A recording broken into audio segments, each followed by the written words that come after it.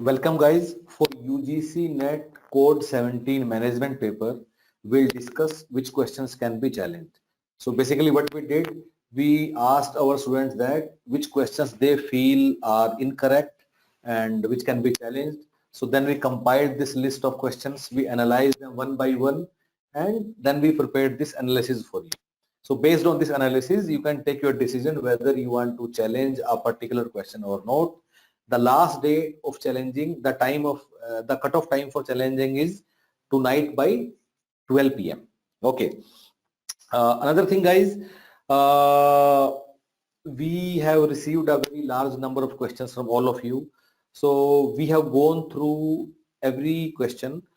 Although we will not be discussing every question right here in this session, so we'll discussing some of them only, but please mind it that if we are not discussing a particular question, this means that there is no need to challenge that question. The answer key for that question is correct. So if there is any other question which we are not discussing, you can assume that answer key for that question is correct.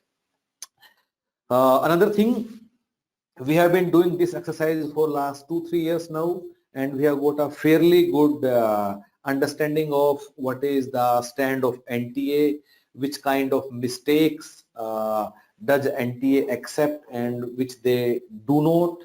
So based on that only, we'll be advising you whether you should be challenging a particular question or not. Further, if you are interested in other data points like expected cutoff, exam pattern, what was tough or what was difficult, how we should prepare. So we should be doing a couple of more videos in next few days.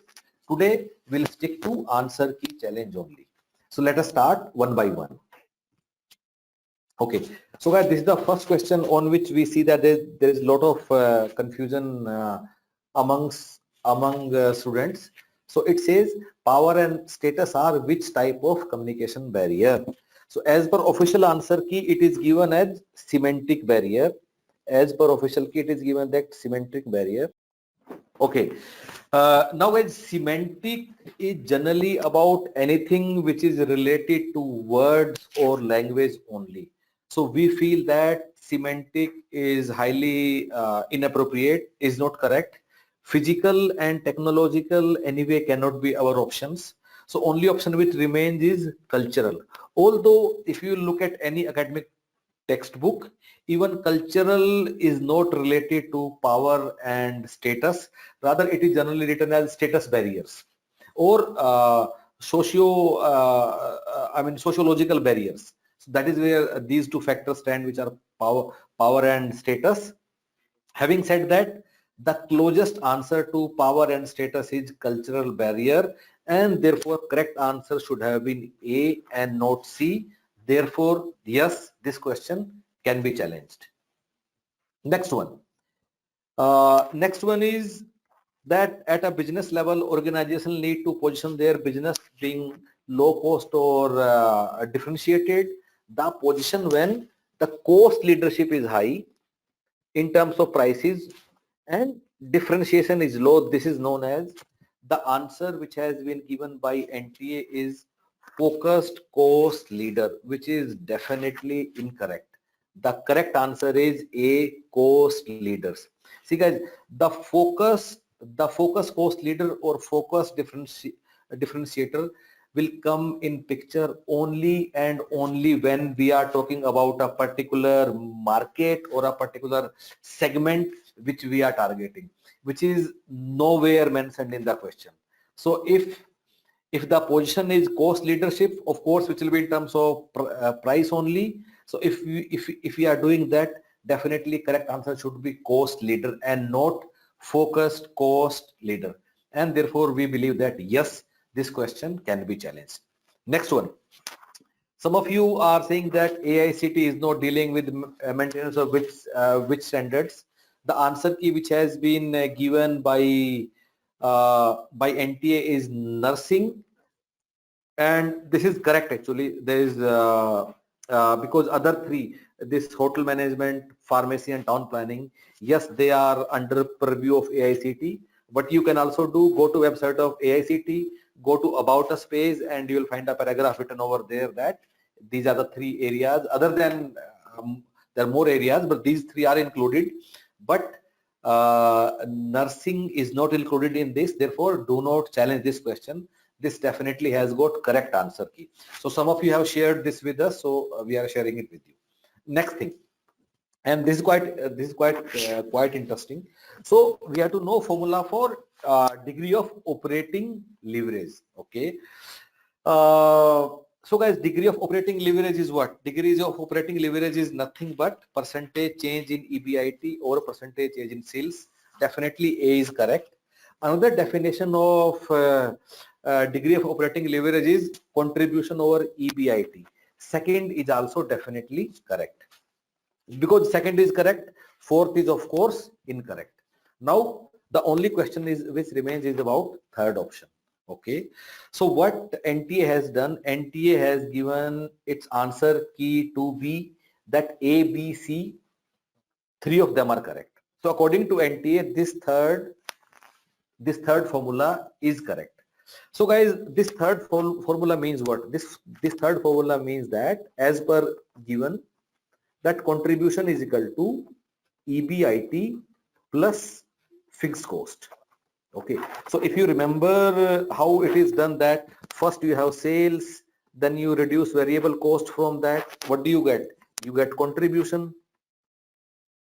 If we reduce fixed cost from contribution, what do we get? We get EBT. And if you reduce interest from that, what do we get? That is where you get EBIT. So from this, what do we understand? From this, we understand that contribution is nothing but EBT plus fixed cost. Okay, but here what we are seeing that fixed contribution is EBIT plus fixed cost. So in a first look, definitely this C should not be one of the options, and this is wrong. But based on our experience, those guys have assumed that there is no interest, and therefore EBT and EBIT are same thing. That is what they have assumed, and therefore although this is a poorly framed question, but we will advise you not to challenge this question because NTA is not going to accept its mistake. We know their history, we know where they can accept, where they cannot. So although C should not be included, still because C is included in the answer, they have assumed that EBIT is equal to EBT and there is no interest. I have told you the difference. Therefore, do not challenge this question. Let us move on to next. Okay, in the context of international monetary policy, the case for a fixed rate regime is what? So there are 2 kind of rates, fixed and floating. The answer which is given is C, which says that the major advantage of fixed rate is that it will make the market quite competitive. So this is definitely correct. Why this is correct? Because you know in the case of a fixed rate exchange system, we see that your producers will become more disciplined. They will keep up with the quality, they will reduce cost, and they will definitely become more competitive because they don't have that fear of getting adversely affected because of fluctuations in rate. Therefore, C is definitely right. Although, mind it, A and B are also correct to some extent. But please understand, we have to give a case for why fixed exchange rate. We don't have to give a case for why not floating exchange rate. Therefore, this is right. The answer is correct, and do not challenge this question. Next one. This question again we received from some of you about the Walter model and how firm is valued based on the dividends which are paid.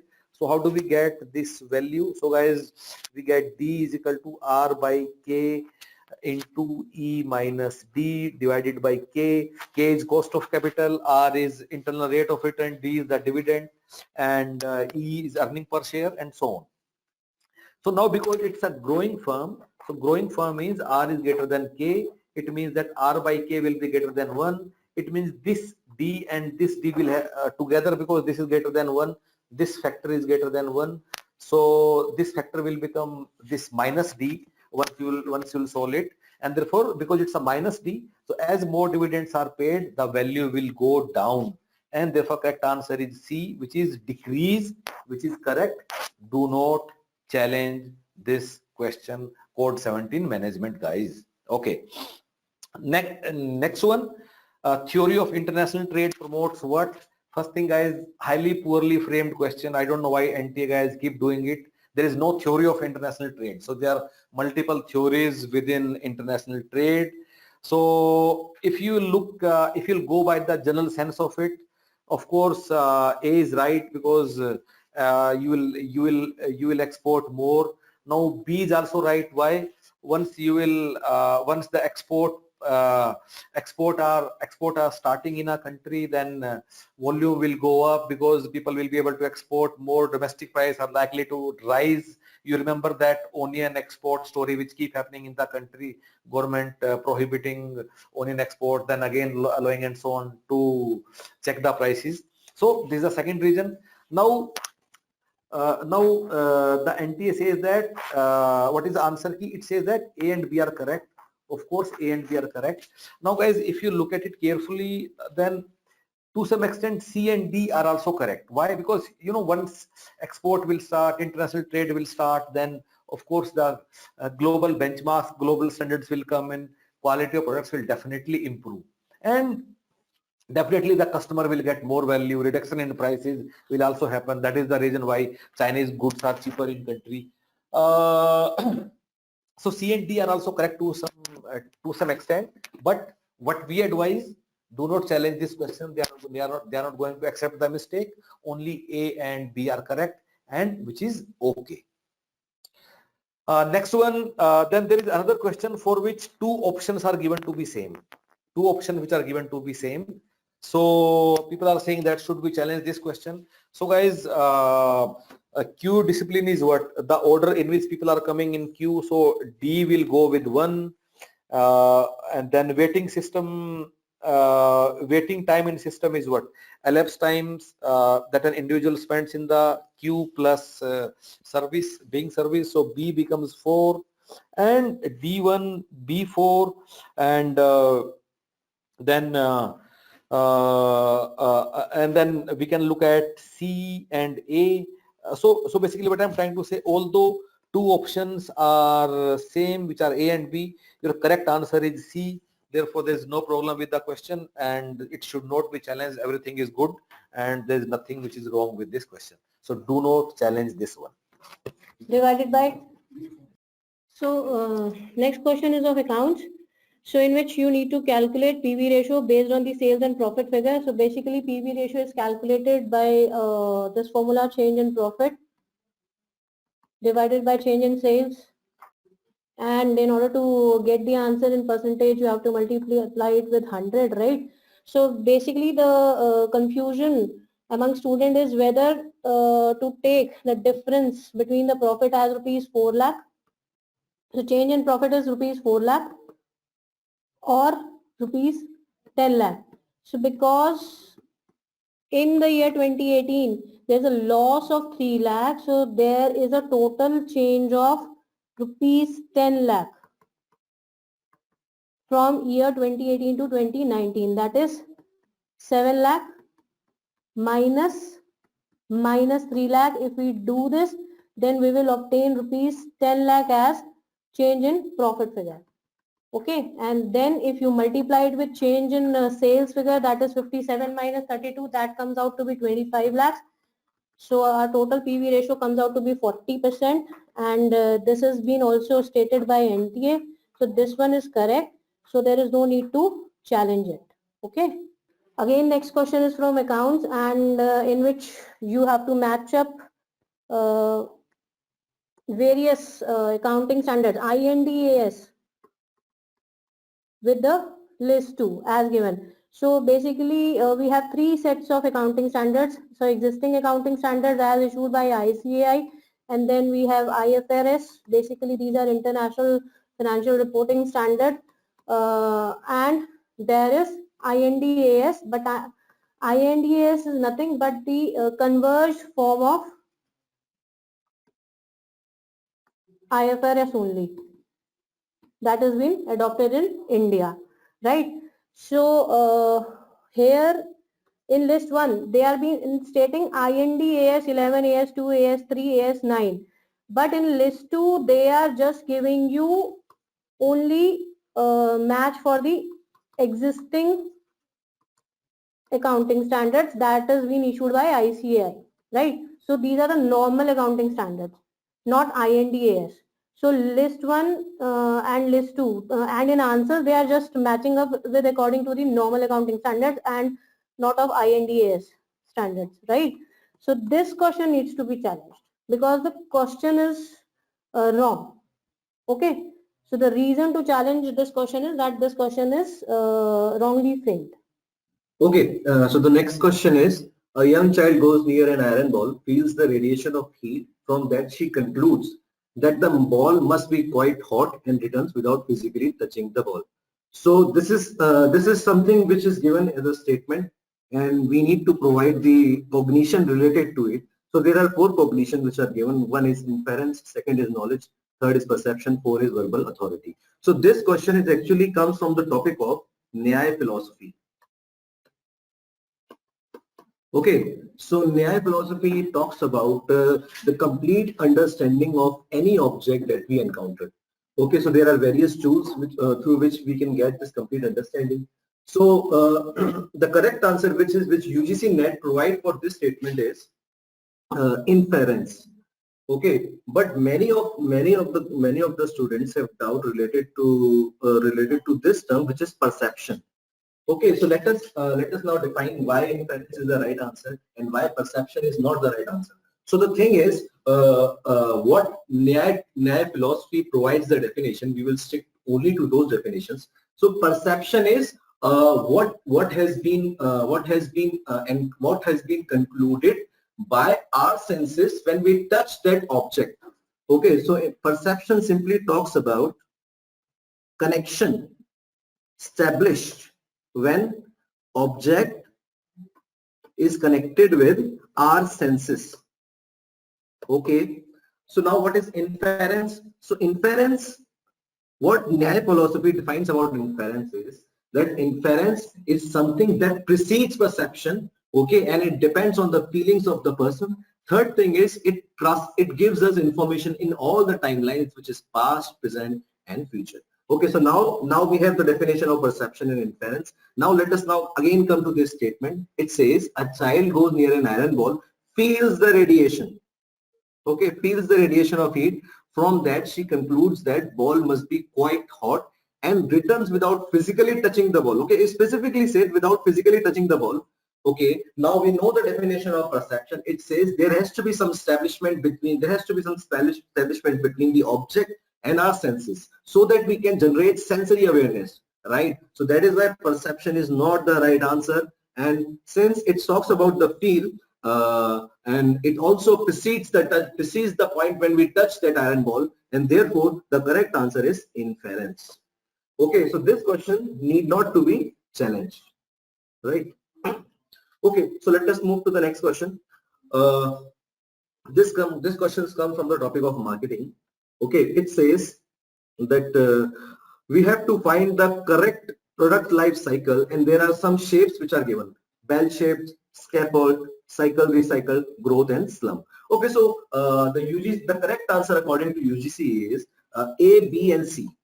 Okay, now many of the students are also saying that D is also one of the pattern of the PLC. Now first let us understand what is this PLC. It is nothing but a graph between sales and time, and various stages of the product will be depicted here. Okay, so so the understanding of this topic says that most of these graphs are bell shaped. Okay, so most of these graphs are bell shaped. So so this is the correct form, so we can include it in our answer. Second is scallop. Okay, so it also says since it is the most of them which are bell shaped, so there are also alternatives available to these shapes, and there are 3 alternatives which are provided in the PLC. One is a scallop, second is the cycle recycle, and third is the growth slump maturity. Okay, so mark my word, it is not growth slump ALC, it is growth slump maturity. Okay, the shape of the growth slump maturity would be like this. At one point, there has to be some maturity established in the sales of the product, and therefore option D cannot be included, and all the option 1, 2, and C are included. Therefore, the correct answer is A, B, and C, and D will not be included, and therefore this question cannot be challenged. Okay, this question should not be challenged, right? This is all, guys. So if we haven't discussed any question, it means that we have gone through that, and we feel that that question should not be challenged. And if you want to share anything, discuss anything, you can always come back to us. We also have given a link in the description below. Through that link, you can get connected to our team directly via WhatsApp, and you can share your thoughts. Thank you so much. All the best for your result.